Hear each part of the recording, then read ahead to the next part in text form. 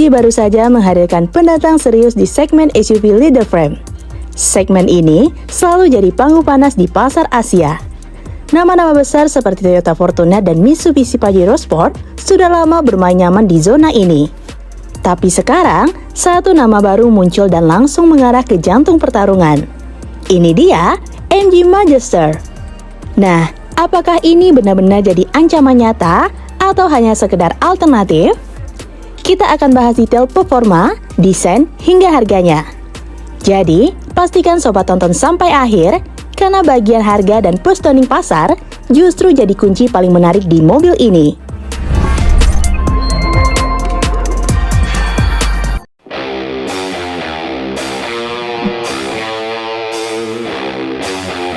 MG Magister dibangun di atas platform leader frame yang sama basisnya dengan Lexus D90. Artinya, secara konstruksi ia memang dirancang untuk durabilitas dan kemampuan angkut berat. Di balik kapnya, Magister menggunakan mesin 2 liter 4 silinder twin turbo diesel. Outputnya ada di kisaran 215 horsepower dengan torsi sekitar 480 Nm. Angka ini langsung membuatnya kompetitif di kelasnya. Jika dibandingkan, Toyota Fortuner menggunakan mesin 2,8 diesel di Indonesia menghasilkan tenaga 203-204 horsepower dan torsi 500 Nm. Sementara Pajero Sport Dakar Ultimate berada di kisaran 181 horsepower dengan torsi 430 Nm. Artinya apa? Secara tenaga, Magister lebih besar dari Pajero Sport dan sedikit unggul dari Fortuner 2.8 dalam hal horsepower.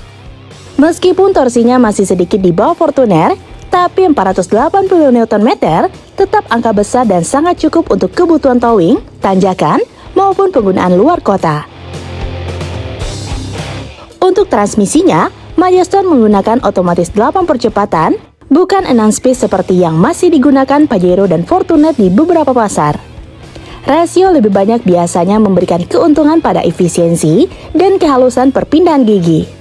Sementara untuk sistem penggerak, tersedia opsi RWD dan 4x4. Ini penting karena pembeli SUV leader frame di kelas ini masih banyak yang mempertimbangkan kemampuan off-road ringan hingga medium. Jadi di atas kertas, MG tidak datang dengan spesifikasi setengah hati.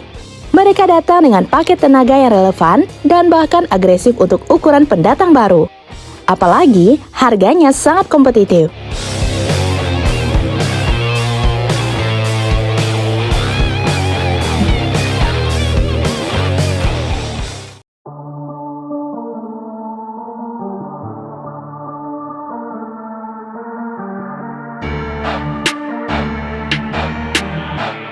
Sebelum kita bahas harga, coba kita lihat dulu desainnya.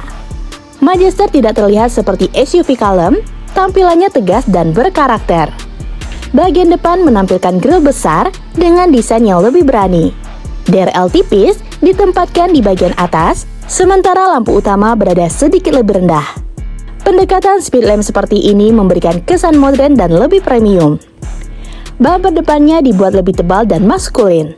Sementara elemen skid plate mempertegas karakter SUV tangguh. Secara visual, aura SUV besar mahal cukup terasa. Di sisi samping, proporsinya khas leader frame, tinggi, panjang, dan berotot. Fender dibuat tegas, garis bodi tidak terlalu ramai tapi kuat. Velg dual tone berukuran besar semakin memperkuat kesan premium. Wheelbase panjang memberi kabin luas sekaligus tampilan yang lebih proporsional. Masuk ke bagian belakang, desain lampu dibuat horizontal dan modern. Tail lamp terlihat tajam dengan grafis LED kontemporer. Bumper belakang juga dibuat kokoh, tidak terlalu sporty tapi tetap elegan. Secara keseluruhan, desain eksterior Magister tidak terlihat murahan. Ia mencoba bermain di wilayah premium, bukan sekedar SUV tangguh biasa. Masuk ke dalam kabin, nuansa yang dihadirkan langsung berbeda. MG Magister mengusung interior yang jauh lebih mewah dengan material soft touch, kombinasi warna elegan, serta tata letak yang rapi dan modern. Dashboard yang didominasi oleh layar infotainment besar 12,3 inci yang sudah mendukung Apple CarPlay dan Android Auto. Di belakang setir, tersedia panel instrumen digital 12,3 inci yang bisa menampilkan berbagai informasi kendaraan secara lengkap. Kenyamanan juga jadi fokus utama. Jok depan dilengkapi ventilasi dan fitur pijat, sesuatu yang jarang ditemukan di SUV leader frame. Untuk sistem pendingin, MG Majester menggunakan AC otomatis 3 zona, memastikan kenyamanan penumpang baris depan hingga ke belakang.